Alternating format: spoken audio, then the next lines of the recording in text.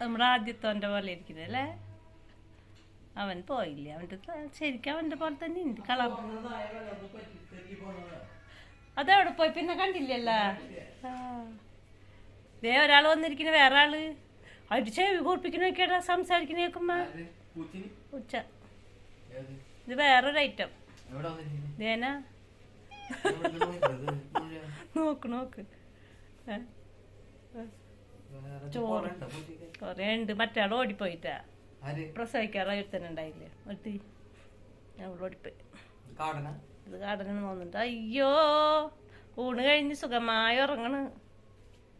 ദേ ഇവിടെ വാ. എന്ത് നിന്റെ വീടെന്ന് വെച്ചാ?